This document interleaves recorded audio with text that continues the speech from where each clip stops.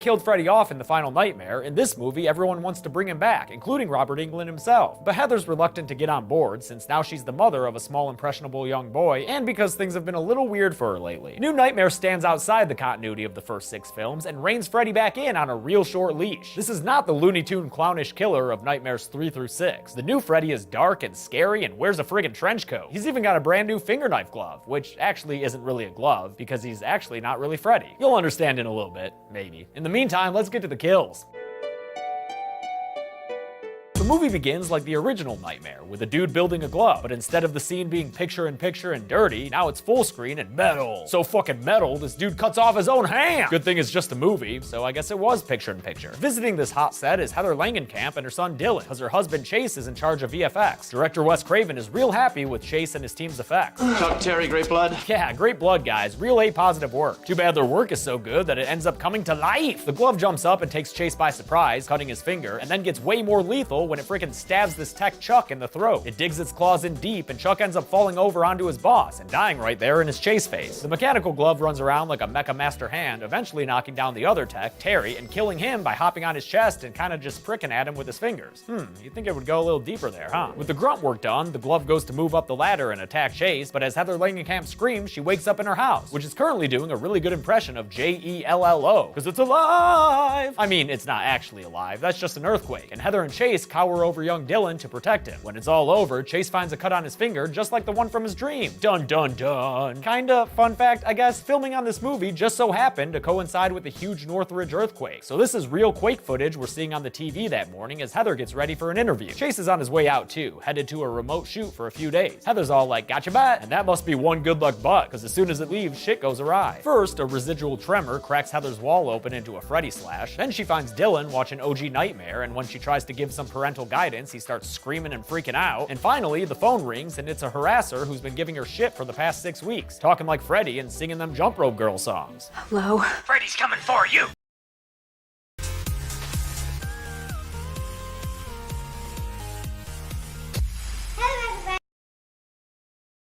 Good thing babysitter Julie is there to take a little off Heather's plate. She's watching over Dylan as Heather gets picked up for her interview by a kinda creepy limo driver who recognizes Heather from the Nightmare movies. He has the same opinion about them as me. The first was the best. She's being interviewed about the 10th anniversary of the original Nightmare film. And as a big ol' surprise for her, Robert Englund is brought out in full Freddy regalia. This is probably my favorite scene in the movie, in no small part due to the late night talk show band remix of the Nightmare theme.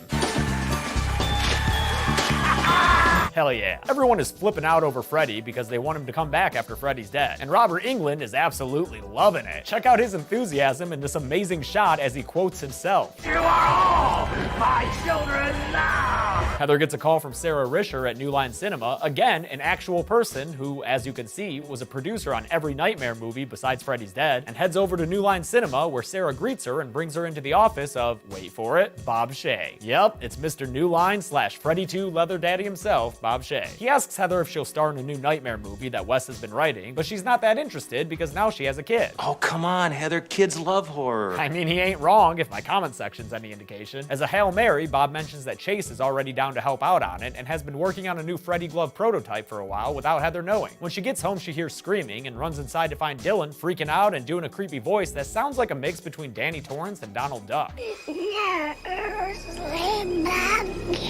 When he calms down, he tells her that his stuffed dinosaur Rex saved him, and boy, has Rex got the scars to prove it. Give that dino a purple heart. Heather calls Chase on set, where his prototype Freddy glove sits nearby, and he mentions that neither Chuck nor Terry came into work. Cause yeah, spoiler, their dream deaths in the beginning were real. When Heather tells Chase about Dylan's freaky episode and the harassing phone call, he takes off for the 3-hour drive home, not noticing that the new glove he was working on is missing from the workbench now. Story time for Dylan is the end of Hansel and Gretel, where they burned that witch in the oven. And obviously, since I'm pointing it out, that's gonna come back later. He shows her how Rex is chilling at the foot of his bed to keep the mean man with the claws away. He's my guard. Aw, Rex is the best! Heather tries to show Dylan that there's nothing to be afraid of, but he tells her it's different when she's gone. Looks like Chase is bringing his work home with him, because during his sleepy drive, some Freddy claws pop up and and start jawsing at his crotch. But after determining it's not that interesting, the claw goes for the chest instead, stabbing Chase and tearing open his torso, which causes him to lose control of his truck. The truck veers off the road and Chase is ultimately killed in the ensuing accident. Heather wakes up from a nightmare of the crash, but when the police show up at her door, they tell her that shit's real life and that her husband is dead. She goes to the hospital to identify the body, and although the coroner would prefer to only show her his face, she insists on looking at more, finding Freddy slashes in his chest and throwing up at the sight of it. Chase's funeral is decked out with silent cameos from the likes of Tuesday Knight and Jesus Garcia, Rod from the first movie. There's also quite a gala blowing, and it gets so powerful, Chase's casket slips into the grave. When Heather goes to fix that one little slip, she trips and bangs her head, then looks up to find Dylan being carried away by Freddy down into a little coffin cubby. She chases after him into the comfiest looking place I have ever seen, but sadly they can't chill down there because of the whole murderous glove thing. Things get worse when her dead husband starts coming onto her, so it's a good thing she gets pulled out of this nightmare by the sax man himself, John Saxon, who plays Habits, drinking coffee in bed. She meets up with John Saxon because in this movie the two of them are really good friends, and that makes me so freaking happy. I hope it's true in real life too. He comforts her and tells her she's probably just stressed from the harassing phone caller. While they're gabbing though, Dylan's making his way up to the top of a tall ass rocket ship, accompanied by some music that might just be a little too much. He ends up falling, but Heather manages to intercept him on the way down and save herself a second funeral in 1 week. Heather checks her mail and finds a creepy burnt up letter in it, apparently not the first time she's gotten one of these bad boys. Troubled, she calls up Robert Englund and tells him she's been dreaming of Krueger, but not his flanderized Freddy. It isn't you. He's scarier. He's Darker, more evil. Seems like Robert's been taken by Freddy Mania too, since he's apparently spending his free time painting Puppet Master Nosferatu Freddy. He also mentions what he's heard from Wes's new script, and it sounds exactly like what happened to Dylan on the playground. When Heather is sleeping that night, she gets a visit from the new and improved finger knives, which give us a nice long look at themselves as they reach out towards her. Check it out, a fifth finger knife. Yeah, the thumb's not a finger. Shut up, I'm not gonna call them phalange knives. Heather wakes up and avoids getting the claw for now, but she does come downstairs to find Dylan being weird again and singing Jump Rope Girls. 7, 8, better stay up late. Man, what kind of songs they putting on Kids Bop these days? Then Dylan takes a set of homemade finger knives and friggin' slashes at his mom with them. Kid, your finger's looking shabby as hell. You need to get to razorgloves.com, son. Heather wakes up suddenly because fuck ending that scene, I guess, and now it's morning. Too bad Dylan's still being a little weirdo, having figured out the puzzle mommy's been keeping in her drawer. The phone rings and Heather answers it to find a call back to the boyfriend now line from the original. Dylan throws up and starts convulsing again, and you know what? Honestly, this makes me just not want to have kids. This shit's too much, man. I'm good. She takes him to the hospital where Dr. Hefner tells her he needs to stay overnight. Oh, and look, the nurse is Lynn Shade, the teacher from the original, and Elise Rainier from Insidious. But Dylan doesn't trust demonologists, so he fakes taking the sleeping pill she gave him. Heather leaves to go to Wes Craven's house, driving past some more real earthquake destruction as she does. Seriously, it's crazy that the script had an earthquake in it before Northridge happened. Kind of freaky, actually. Wes tells Heather the script has been coming to him in his dream, and that it's about some ancient evil entity that takes many forms. Its latest form is Freddy, and apparently the Nightmare movies have been keeping him restrained. For 10 years, he's been held captive pretty much as Freddy in the Nightmare on Elm Street series, but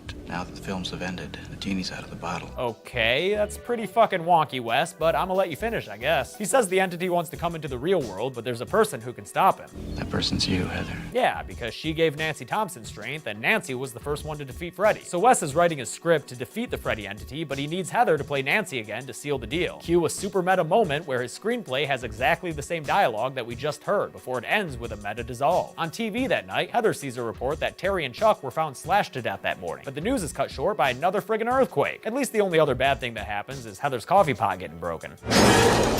Miss me? Oh yeah, and also the pissed off Freddy entity is here. He attacks Heather, who fights back in a very Nancy Thompson way, but he only manages a forearm slash before another earthquake rocks him away and he disappears. Heather speedwalks to the hospital where she finds Julie, who had a bad dream about Dylan and has come to check on him. When Hefner sees that Heather's arm is all bloody, she takes care of her and patches it up. But she also mentions that there wasn't a fresh earthquake that night, meaning Heather must have been experiencing a Krueger-quake. Hefner also notes that Dylan's been afraid of Freddy Krueger and gets super judgy, assuming Heather has shown her kid the movies, even though, as Heather argues, every kid knows who Freddy is. He's like Santa Claus or King Kong. While she watches over him that night, Dylan wakes up and starts doing your standard creepy horror kid stuff, up to and including a full-on Reagan McNeil. Nasty. Some doctors run in and restrain Heather as Hefner decides on drastic measures. Cut this evil out of him. Then she turns into Freddy and Heather wakes up, leaping onto Dylan's empty hospital bed. It was just a nightmare, but it's one that gave her another gray rogue hair streak. She starts wilding out and going into off-limit areas of the hospital. Do you have a pass? Screw your pass. She finds Dylan and Julie, but all that kid wants to talk about is this dinosaur. So she says she'll go get Rex from home. You know that home isn't far from here, right? Right across the freeway. That's right. But she doesn't make it out of the hospital, instead getting pulled into this back room that says dispensary on the door. But I don't think it's the same kind of dispensary as the one down the street with the green neon lights all over it, you know what I mean? Some nurses come in and sedate Dylan against Julie's wishes, so despite her trying to keep him awake, the little feller can't help but fall asleep. The evil Freddy entity shows up, rising behind Julie and sporting his new green hat and Matrix duster. He takes a big swing at the babysitter, and her scream brings some nurses to the room who find her floating in the air. Julie is thrown against the wall by the Freddy entity, but Dylan is the only one who can see him. Ever play Skin the Cat? That means he's the only witness as the Frentity starts dragging Julie up the wall. In a truly awesome twist on the first ever Freddy Krueger kill, we get to actually see the Freddy entity in action, dragging Julie up the wall and across the ceiling to the center of the room. Julie does a great Tina impression when she stretches out her arm for help, but Dylan does a pretty piss poor Rod in response. Then the evil entity breaks her neck against the ceiling and Julie falls to the floor dead. This kick-ass kill is sadly undercut by Dylan's poopy pants face as he screams for Rex. Heather runs to the room and finds Julie's body, but no Dylan to speak of. She drives off to find him and sees him climbing up the bank to get back home on his own, just across the freeway, you know? He sees Freddy in the clouds and that spurs him onward to cross the road, as if driving in LA wasn't hellacious enough already. Heather follows as Cloud Freddy takes his sky claw and dangles Dylan over heavy traffic for shits and gigs. She gets a nice little action hero moment when she ducks under an out-of-control semi-truck, but then she gets friggin' pwned by a sedan and winds up lying in the middle of the road. Dylan doesn't wait around for her because he sees a weird-looking army of Freddys rushing towards the road. Heather eventually gets home where John Saxon is waiting for her since she called him on the way there. He doesn't believe her that Freddy's behind this, of course, but he's also acting a little weird. He keeps calling her Nancy. Why are you calling me Nancy, John? Why are you calling me John? Hell, he's even wearing his old Donnie Thompson badge. While they argue over identities, the Freddy entity comes out of the bed and tears himself into reality with a pretty badass peekaboo, then follows it up with a classy Nosferatu illusion. Heather senses that if she wants to get on with this, she's gonna have to play the part of Nancy. I love you too, Daddy. John Saxon takes off, and look where we at. Oh, hell yeah, it's the motherfucking Elm Street house. Meta or not, we in this bitch. Inside, she finds Dylan's unused sleeping pills, which lead to his room in a Hansel and Gretel style path. In the room, Heather finds, oh shit, yo, is that Rex? Oh, my boy. Not you, Rex. Not you, Rex. It's just a little evisceration. He's still good. He's still good. Heather takes one of the sleeping pills so she can join up with her son in Dreamland, which she gets to by way of an amazing sheet tunnel slide. Haha, this is fun. It eventually turns into a water slide that exits from an awesome giant Freddy head waterfall that deposits Heather down into the labyrinth zone from the original Sonic the Hedgehog. Armed with only a single knife against the Freddy Entities 5, Heather wanders around calling out for her son. She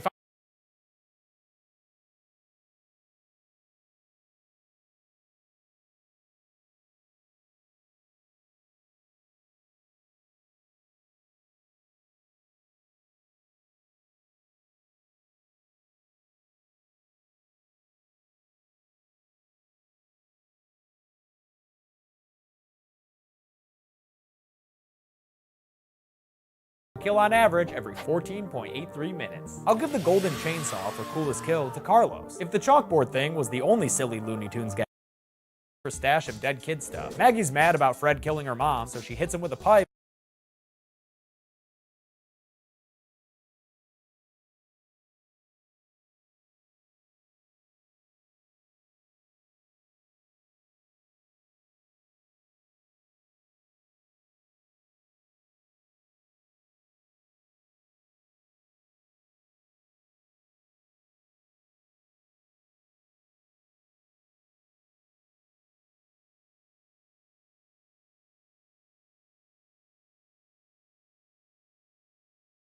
%40 of Americans hate math. Ouch, that's almost a majority. It's no wonder considering most teens are learning math like this. The teacher delivers a lesson, assigns homework. The student does homework, gets stuck on a problem. Teacher delivers a new subject.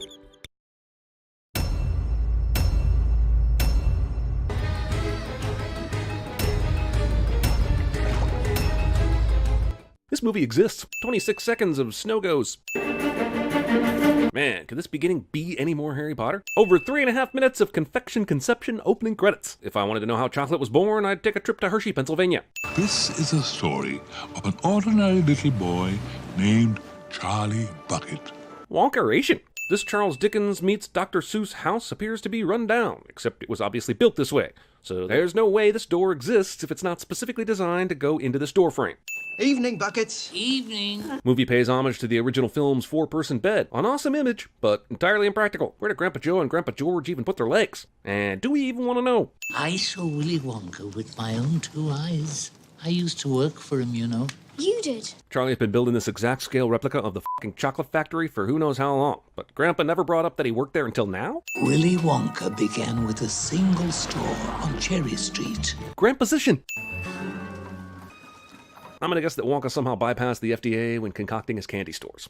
The man was a genius. If he can do the we've seen so far, I think the word Grandpa Joe is looking for is wizard, or based on the way Depp plays the character, possibly Satan? Grandpa, don't make it gross. I'm with Charlie. Why would Grandpa Joe share that part of the story? I don't think getting riled up in the 4-poster is a good idea. But Mr. Wonka was right, of course. Soon after this, there came a very hot day with a boiling sun. So Prince Pondicherry thought this wouldn't happen? Were there no hot days while Wonka was making the palace? And how did this conversation of whether or not the prince intended to eat or live in the palace not come up in the whole time it was being worked on? They began sending in spies to steal his secret recipes. I'm not the most up-to-date on my sweet treat spycraft, but in general, wouldn't you rendezvous somewhere slightly further away from the very chocolate factory you were spying on? Fickelgruber started making an ice cream that would never melt. So wait, the not-melting ice cream was actually invented and sold? And Grandpa Joe shouldn't be talking about it as if it's some big revelation. But then, who's running the machines? Nobody knows, Charlie. It certainly is a mystery. Not as big of a mystery as how no one ever f***ing told Charlie any of these stories before. I'd give anything in the world just to go in one more time and see what's become of that amazing factory. Grandpa Joe was foreshadowing so hard right here, he might start smelling toast. So they just eat and go to bed? No one gets bathroom breaks? All 4 of them are bedpanning it? Nothing's impossible, Charlie. Seeing how a character suddenly becomes lucid just in time to give sobering words of encouragement cliche. Also, this all seems like strange motivation for something that hasn't even happened yet. Charlie's family seems to be creating this goal for Charlie to get in Wonka's factory even before the golden ticket news has been announced. Indeed, that very night. Charlie died from severe hypothermia from a gaping hole in the roof mere inches from his bed. I'd take a good Danny Elfman score as much as the next guy, but sometimes I get the feeling he's just been using variations on the Men in Black score for every movie since 1997. So dozens of people just happen to be converging on this poll at the exact same time? Were they all just there for the every second Thursday telephone poll snow orgy and happen to find this message from Wonka? Dear people of the world. The world? So did the delivery boys ride those Vespas around the entire world to post these notices in one night? What kind of Santa sleigh bull is that? Also, where did that massive staff come from? They're not Oompa Loompas, but Wonka trusted them to deliver all these notices, and the chocolates with the golden tickets, even though he swore off humanity years ago. One of these children shall receive a special prize beyond anything you could ever imagine. You're giving them the factory, right? I think you may be selling my imagination short, Wonka, because I totally just pulled off imagining that. Candy bars may be anywhere, in any shop, in any street, in any town, in any country, in the world. As long as the 5 winners can speak English for the movie's sake. Haha, I get it. Kid's fat and loves chocolate. But you're telling me his mother wouldn't clean the chocolate off his face before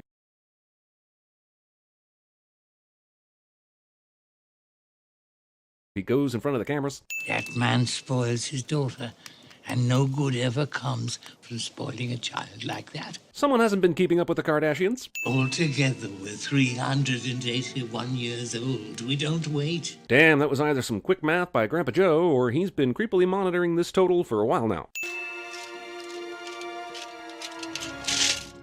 What's the point of this tension-filled fake-out reveal? Is there a single human watching this movie that doesn't know that Bucket Boy is going to eventually get a ticket? All you have to do is check the manufacturing dates, offset by weather, and the derivative of the Nikkei index. Fine, I'll give you manufacturing dates and weather. But Nikkei index? What does the Tokyo stock market have to do with anything? And regarding Mike's strategy, the bar with the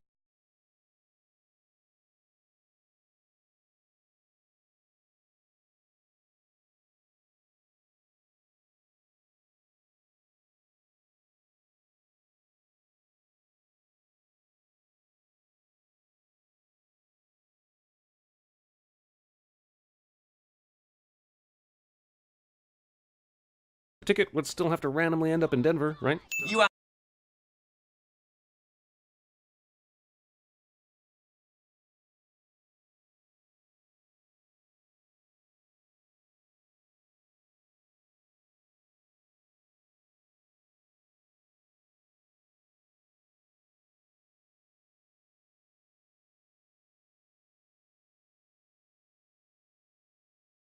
Ungrateful little Jesus, does Mr. Buckets have Beats by Dre sound-canceling abilities in his hands? Charlie should still be able to hear at least some of Grandpa George's tapestry of profanity. Oh, for the love of Roald Dahl, how many times do we need to go through this disappointment nonsense? We spent the first 30 minutes of this movie on golden ticket fake-outs, poverty porn, and being narrated at. Can we get to some chocolate factoring already? One Wonka with the scrumptious Fudgemellow Delight, please. Charlie finds $10 in the snow, and his first thought is to buy a third candy bar, even after overhearing that the last ticket was already found? No worries, Charlie. You've got a family of 7 in a one-room shack, eating cabbage water for every meal. But you go right ahead and buy some more chocolate. This whole puppet carousel is the perfect metaphor for this movie. A fake plastic reproduction that's annoyingly loud and garish and ends up completely going down in flames. Tim Burton obviously decided the 1971 version of this story didn't have enough nightmare fuel. Isn't that just magnificent? Where exactly did Wonka come from, if the entrance to the factory is right in front of them? Also, wouldn't there be at least a murmur from the crowd behind the gate from seeing Wonka for the first time in ages? Good morning, Starshine. The Earth says hello. If you listen closely with the right kind of ears, somewhere in the middle of that line, you can hear the exact moment the world had had enough of Johnny Depp's nonsense. And the rest of you must be their parents. Yeah. Moms and dads. Dad? Papa? I cannot begin to tell you how quickly and forcefully I would remove children from this man's presence. Would you like some chocolate? Sure. Then you should have bought some. But why? You're literally in a chocolate factory. Pretty sure that was the one thing you didn't need to bring. Also, the movie is deeply committed to us hating every single character that isn't named Bucket. I don't care how much you like good old Charlie. That is a lot of assholery to sit through.